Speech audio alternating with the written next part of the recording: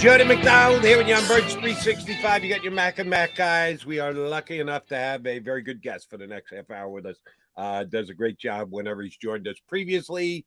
We know he's going to do it again now. Former NFL coach, scout. He still gives advice to NFL teams as a consultant. And his website, Landry Football, is one of the best football websites out there. Chris Landry joins us. CL, it's been a couple of months. How you been? I have been doing well. Not as good as you guys, though. Yeah. Just been admiring from afar and been very impressed. So I know you guys have been a lot of exciting things to talk about all year long. It's been a great season. And, you know, sometimes you have those seasons where it's a great regular season and something happens in the playoffs. But, you know, the Eagles look like the best team all year long and, you know, managed to get over the hump, at least get to the Super Bowl. So I know it's been exciting for you guys. There's a lot to it, Chris, but you use that word admire. What do you admire most about this team? Where do you start? Why do you think they became this? It's the best running game I've seen. I don't know. I don't like to make comparisons too much to the past because the game changes, but it's the best running game I've seen in a long time in this league. And it's like, for example, San Francisco has a great run game design, but this is the Eagles' run game is different because to truly employ the quarterback in the run game and how they do it off the RPOs, when it's run well, it is darn near impossible to stop. And it just opens up so many things. So it creates a lot of matchups on the outside in the passing game where you don't need to be overly accurate to make those throws. And yet Jalen Hurts has become really accurate and been on point with a lot of his throws. So it creates a lot of matchups. You got to pick your poison. So when you go in and play this Eagles team, you got to stop the run. You can't find a way to slow down the run. It's over. There's no chance. But then if you do that and you have to overcommit to do that, they can beat you other ways. But that's how you have to play it. So the run game has been extremely impressive. And the pass rush, the depth of the pass rush is as good as I've seen. And, you know, it's the best line of scrimmage team in the NFL, both sides, by quite a big margin, I think. So that in a nutshell is among the things that have stood out to really impress the heck out of me all year long. All right, let me go a little deeper on one of the two sides of the ball. No disrespect meant to Jalen Hurts or Miles Sanders or Kenny Gainwell or Boston Scott. How much of the credit of the Eagles' run game has to go to the five across the front? We can throw Dallas Goedert in there as a heck of a blocking tight end, too. How much is it the skills of the running back and Jalen Hurts' ability to run? And how much just is it, this is the best offensive line in football. It's not even close as to who's second. Oh, it's definitely slanted towards the offensive line. And the second, you know, the biggest factor along with the offensive line is the scheme. So basically, as you guys know, it's a run, it's a pass, it could be either one. It's based on the read. So it's the scheme and the talent on the offensive line that can execute the scheme. Starting at center, you know, with the calls and the right matchups, you're going to play an even front. You've basically got a the biggest fullback in the league that's lead blocking on the second level. Or you're going to play an odd front. They do a really good job of adjusting and reading, obviously, the backside end. It's the scheme and it's the talent on the offensive line that does the lion's share of the work. I'm not saying that any back could do it, but it's pretty – the backs could be pretty fungible, you know. Now, which I think the backs don't get a lot of credit for, and what is really important is not the skill set of the backs, but the timing – and the vision and the understanding, because you've got to understand in this system, you know, you've got to be patient and you got to have vision as a back to know where to go and to hit the timing just right. And I don't think they probably don't get enough credit for doing that. But yeah, if I was going to put and say, what's the biggest factor? It's those two factors, and the backs have done a great job fitting into that.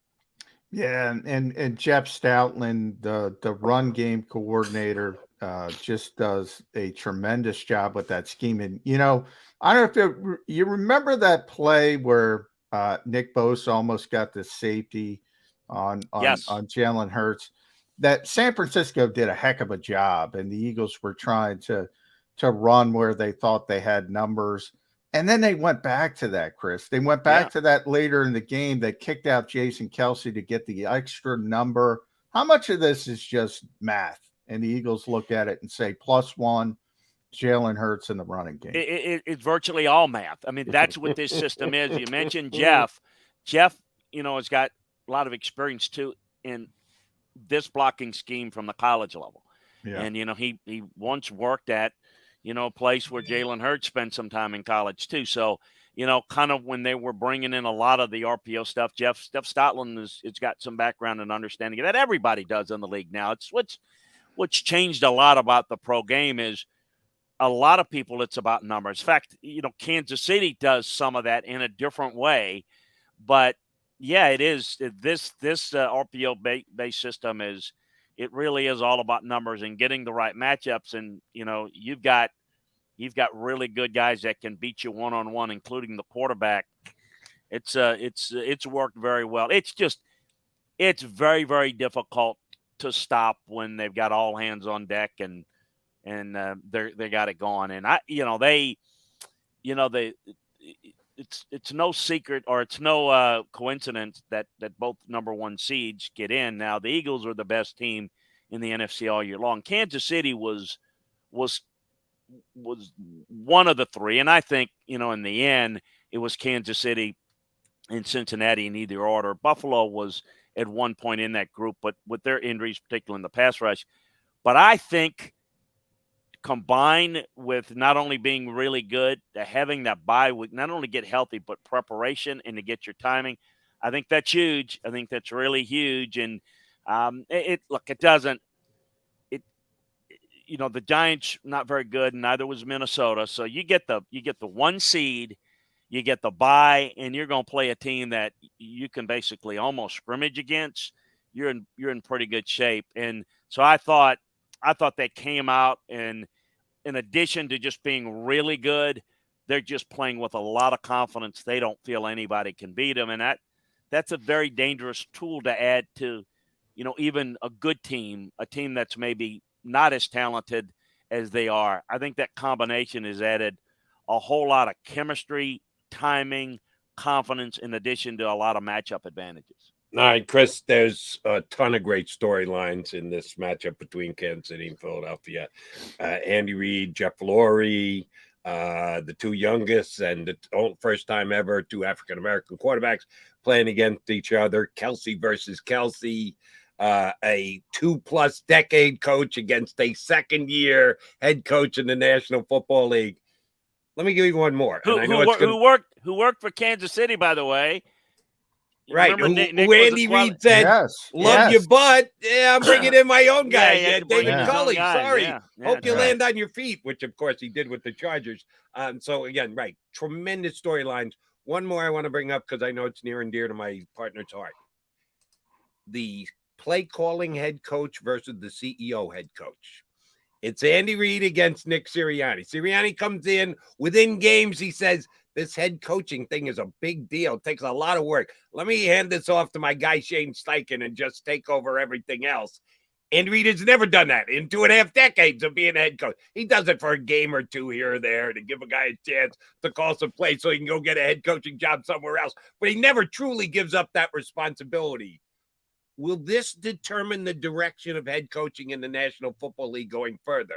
If Andy wins, the head coach who still calls plays still in place. If Andy loses, and it's loses to a second-year head coach who's a CEO head coach, will we see the National Football League trend in that direction? Now, here's my view on, and I do a lot of work with coaching staffs.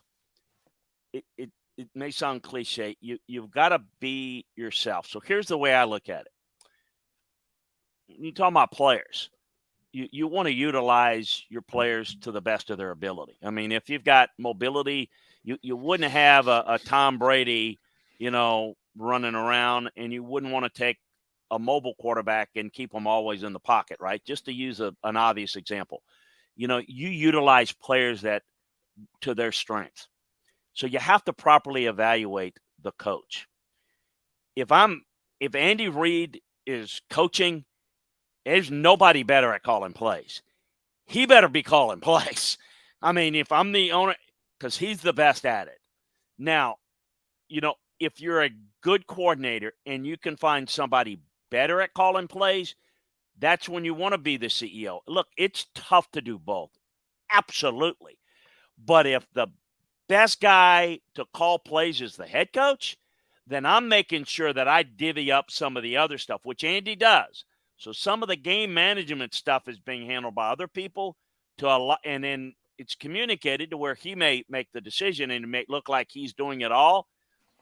The best play caller in that building better be calling plays, or that's like taking, you know what, the best receiver, I'm just going to utilize him as a blocker and as a decoy. That doesn't make any sense.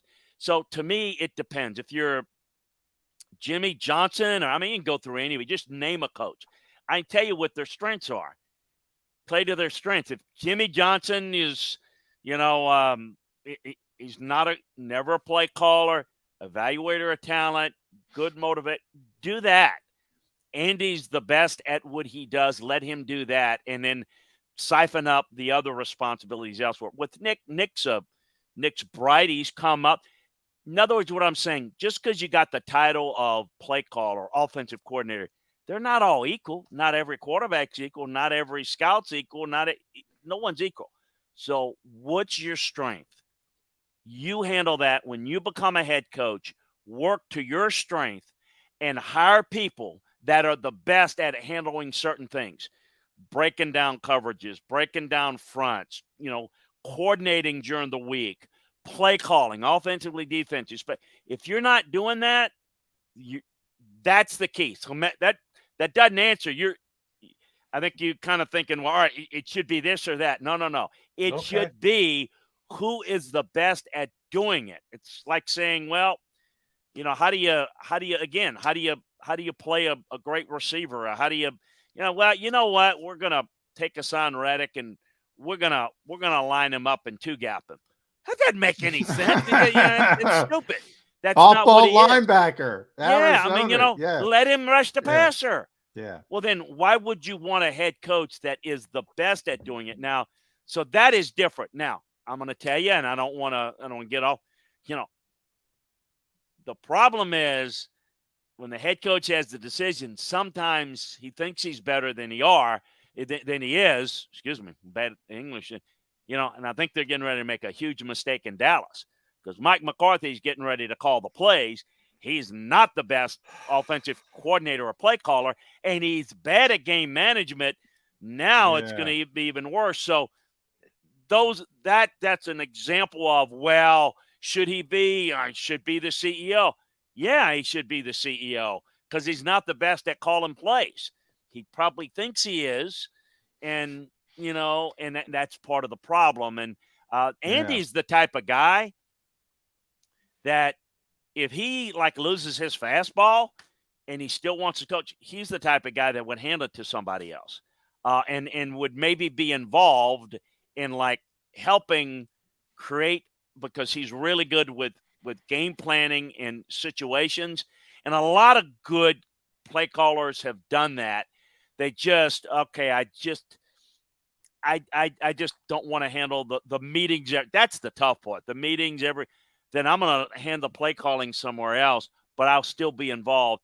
There are different ways to do it, but if you're the best, you do it. If you were the best, but you've lost something off your fastball and somebody's better, then that guy needs to call plays. So that's my answer. And I'm telling you, that has been consistent through 40 years of being in this league of how you should do it. Look, it's a different time. Tom Landry called every offensive play, every defensive play, every special teams play, and made every draft pick for the Cowboys.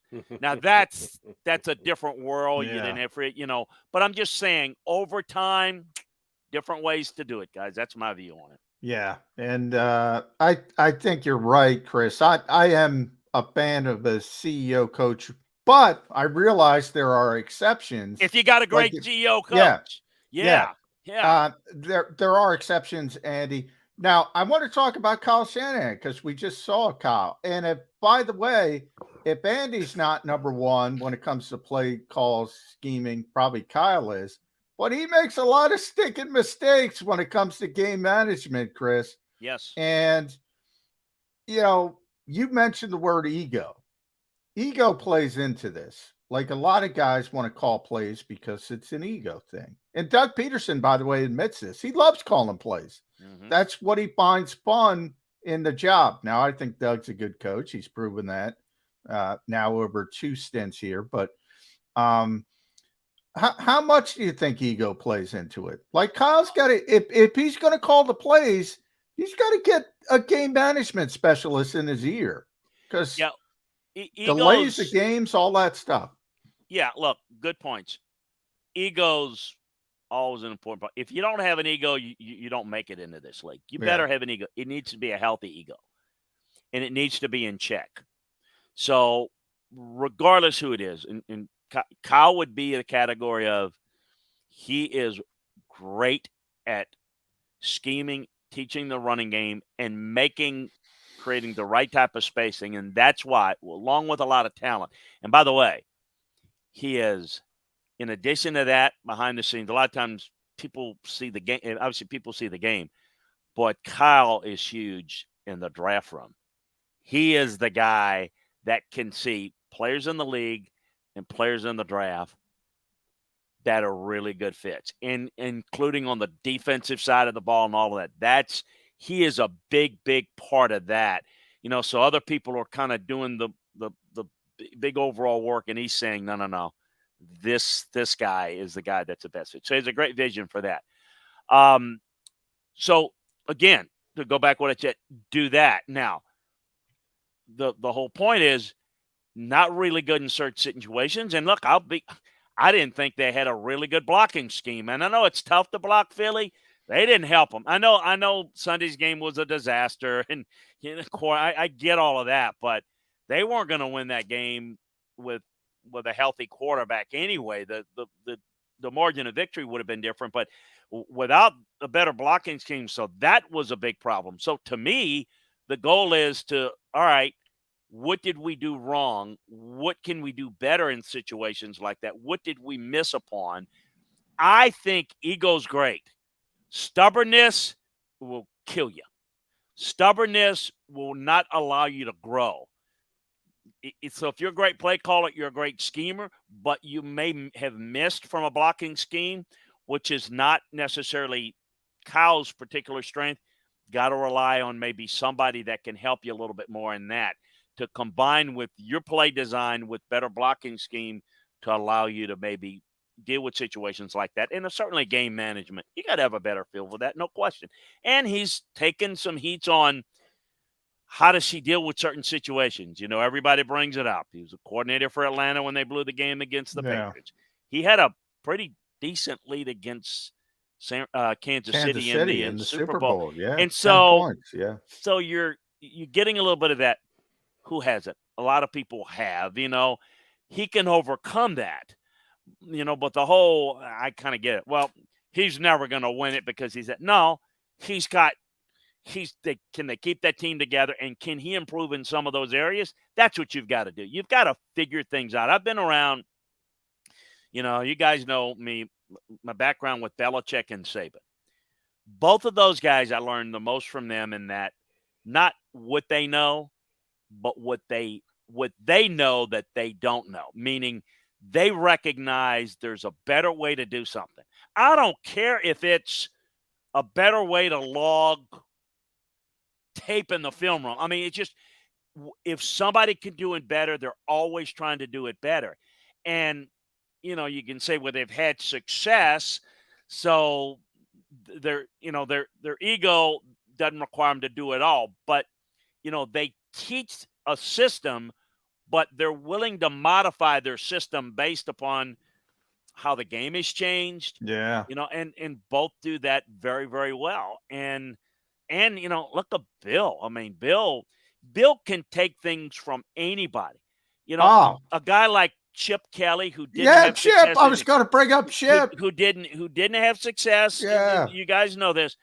But he could look and see things that he did well. Well, that whole up-tempo offense with Brady in the later years, that was all devised from Chip and the whole system. Chris, I was just going to bring that up. I'm so he glad can take you brought the that big up. picture and he can pull out, boom, really good at that.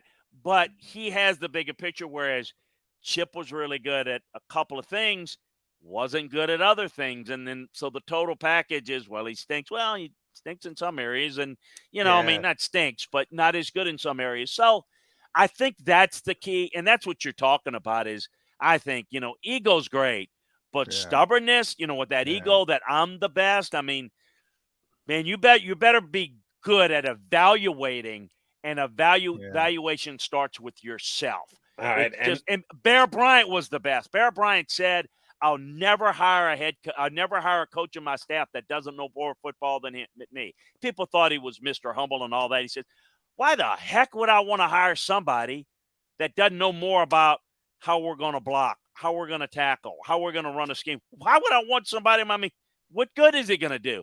Now, in college, sometimes you hire that guy that maybe fits that guy that's a great recruiter, whatever. But you know my point. You got to read the room, you got to know the room, and you got to hire the best guys. Good on Belichick. We can all acknowledge he might be the greatest of all time, but he also did use the phrase, maybe may have lost something on his fastball. Joe Judge, offensive coordinator, just saying. Bill last year didn't hire somebody to put in exactly right. That was better than him at anything. As a matter of fact, and it was a mess, and you better fix that. Because you don't have Tom Brady to cover that up anymore. So you better fix that, and we'll see if he can fix it. But he's not going to sit there and be stubborn about it, So, it'll be interesting to see if he can fix it. Already got Bill O'Brien in the house. All right, Chris, I want to tap into your memory because we were debating this a little earlier in the show. And you talk to teams, still consult with teams, so I have a great grasp on this. If you remember it exactly, please say so. If you say, here's what I think, please say so as well. 3 years ago, draft night, Jalen Hurts selected by the Philadelphia Eagles in the second round at number 53, pick number 53. Did he go where the league thought he should go? Did he go early? Could the Eagles have waited to the third round to take him? Because some people didn't like the pick. Why are we taking this kid in the second round? What was your memory of what the league thought of Jalen Hurts draft night, either rounds 1, 2, or 3? Well, as you know, the general consensus might have been that they took him a little early. But remember, general consensus doesn't matter because what if just one other team liked him and takes him before their third round pick? Look, I'm going to tell you, I've been through that. We all have those stories. I wanted to draft Curtis Martin. And I said, I'm going to wait one more round. And the reason is Curtis Martin at Pitt had every injury known to man. I mean, he lived in the training room. Yeah. I mean, the son of a gun never got injured in the NFL. And I'm not going to take a running back with an injury question. And look, I mean, okay. So, and Parcells took him 2 picks before I could take him in the third round. I mean, it happens. You don't know. And I thought he might go late third, maybe hand to the fourth, because I had a high second round grade, but we had a medical grade I thought would drag him down and, whatever. So the point is, if you like a guy and you believe in a guy, you better not play the game. We could have got him the next round. You don't ever know that. Here's what I'd say about Jalen. This is not the question, but I think it's pertinent. Here's what I said about Jalen as a player. And here's what I think is really important to know about quarterbacks. Jalen, dad was a coach. He loved football. Okay. He's an ultimate team guy. He understood the team aspect, the humility, the understanding that you're going to have bad moments and how you deal with it and how you grow from it. You saw him at Alabama. Bench in the championship game. was the happiest guy for Tua and then moved on to Oklahoma. It's not just about the physical skills. It's about the mental makeup, the intangibles, and he was off the charts as a leader. What is the guy's capacity to learn? Very good. What is the guy's willingness to learn? On a scale of 1 to 10, of 15. Just love that type of guy. Is a guy you can develop. You can't develop the guy that has great talent, that is satisfied, that's happy, that's not hungry. That's the thing that's made Jalen great. Great talent around him. And the thing that's made it work is this system. We're going to run a system. Yeah. It's going to be RPO-based system. He is built, love Tua.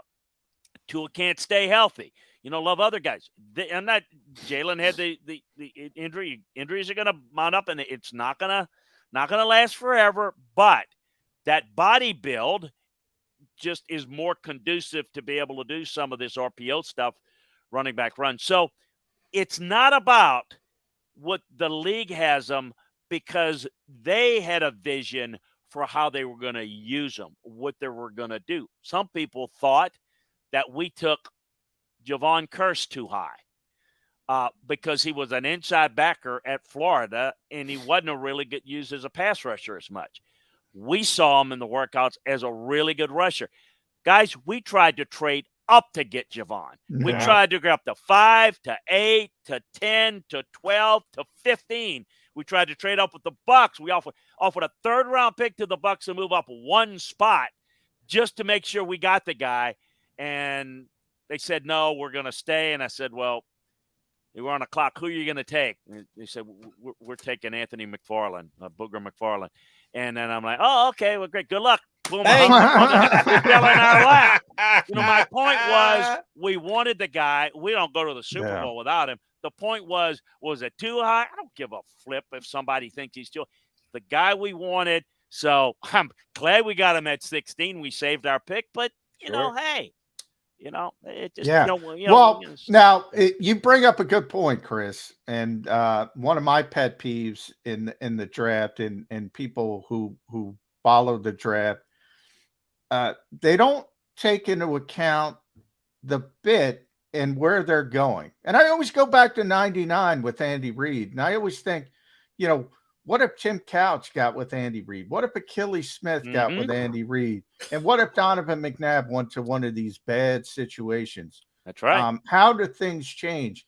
You don't get finished products in the draft. People think you draft a good player or you draft a bad player. Exactly and right. So much of it is development and getting in the right system. And Jalen Hurts got in a great organization, which was willing to, build an offense around him when he showed.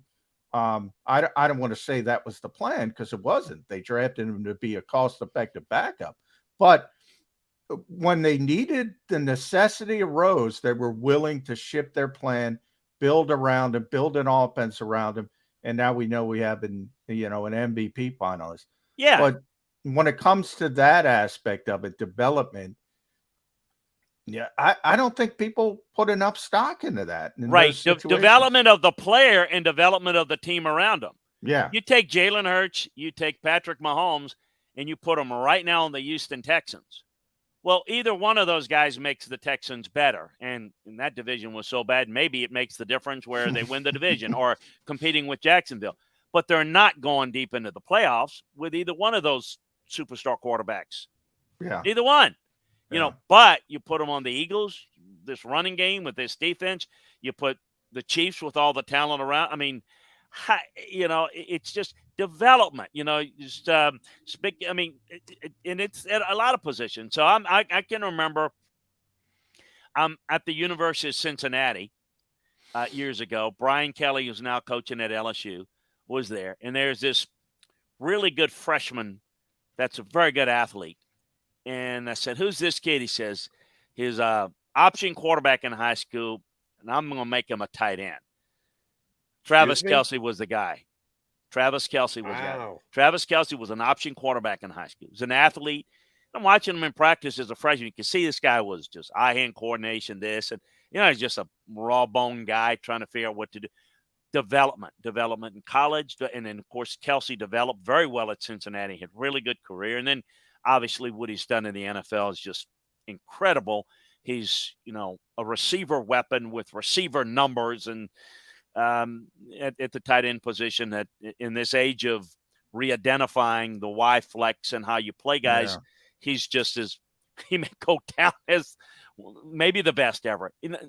That's a perfect example, John. What you're talking about is development of players. Absolutely. You take Mahomes and put him in other situations, it's not as good. I mean, I think that has a lot to do with a lot of quarterbacks that are not developed. And again, it's coaching, but it's the player, and it's the player's passion for learning. Everybody's going to tell you they love football and they're going to work hard, but it's the proof is in the pudding, how hard you work and how mentally tough you are to deal with the criticism, the negativity. In the face of all of that, can you come back from that? That's injuries. All of those things are really important. Chris, you've already given us a half an hour, so I'm just going to ask you one more question. It can be a quick answer. Andy Reid knows the Eagles. The Eagles know Andy Reid. Andy Reid, kind of knows Nick Sirianni. He interviewed him for a positional coach and said, I'm going to give my guy David Culley the job. So there's a lot of inbreeding here. Is there an advantage on either side? The fact that Andy knows the Eagles as an organization as well. The Eagles know Andy Reid as well as they do. Is there an advantage to be had with the knowledge of one another between these two teams? No. The advantage is Philadelphia because they're the better team. They're more talented. That's the advantage. I would not count out Andy Reid. I would not count out Mahomes. I wouldn't count out Kelsey. But they're going to have to win, with a lot of explosive plays. I do think this Kansas City team, and this is something that so Kansas City's different than last year's team. It's different than the teams of the past. They will focus more on the run. People will ask me all the time, how the hell does, pardon my French, Kelsey get open all the time? Because they're willing to run more football. They run more 12 personnel and 13 personnel. So that puts more linebackers on the field. So that creates mismatches for Kelsey. So and if you don't and you say we're going to cover him, they'll just run the football on you. In the past, they haven't. They can run the football on you. And so that's maybe the thing, but the Eagles are going to know that. They got all the tape. They got all the time and all the tape. They're going to know everything by the tape. They know the personnel. The advantage goes to the better team. Look, the Eagles are better. Doesn't mean they're going to win. You can be the better team. You got to play better. It doesn't matter if you're great talent, if you don't play well. But it's going to be awfully tough for the Eagles not to play well because what they do is pretty consistent. I think the key, and this is not where you're going with it, I apologize, but I think this is important in the big scheme is Steve Spagnuolo comes up with great defensive game plans. He did it in Super Bowls in the past against the Patriots, a great offense, but that's pass rush. Pass rush, not going to get it done in this game. You better be able to stop that run, and can Spags do a good enough job to contain a little bit of this Eagles run game? If they can't, it'll be a decisive win for the Eagles. If they can, then it can be close, competitive, and then if it's close and competitive, well, yeah, you like the Chiefs' chances, maybe certainly a lot better with Mahomes and all that. But I think defensively, for Kansas City, that's the big challenge. Not so much the Chiefs' offense, which is where their bread's buttered. We'll get out on that note. If they can't stop the Eagles' run, it could be a big victory for the Eagles. That's what Eagle fans wanted to hear. Chris, Landry, mostly thanks for the great football insight. Thanks for playing up to the crowd. I'm not. You know me. I'm not playing it up because I think it was August or July. I can't remember. I said it. Y'all were talking about this, and I'm like, I don't see anybody in the NFC East being a real Super Bowl contender. So, I mean, I don't just say it to dugout. I didn't see this happening the way it did. So I have seen it through the course of the season developing into it, but I didn't have any crystal ball saying, yeah, the Eagles going to the Super Bowl in August. I didn't see that. So kudos to them. They proved it to me during the year. Check out his website, LandryFootball.com. You get all his podcasts there. Chris Landry, thank you very much for hopping on with us. Enjoy the build-up to the Super Bowl and the game as well. We'll get you back on during the offseason, big guy. Hey, you guys enjoy it. Jody, John, always a pleasure to be with you. Have a great 2 weeks. All the great fans, enjoy it. Doesn't happen every year, so enjoy it and have a lot of fun. Thanks, Chris. Great job. Thanks a bunch. Our pleasure. That's Chris Landry from LandryFootball.com. Here with Birds 365. All right, ran a little late with Chris. You know what we got to do? Come back and put a bow on the show.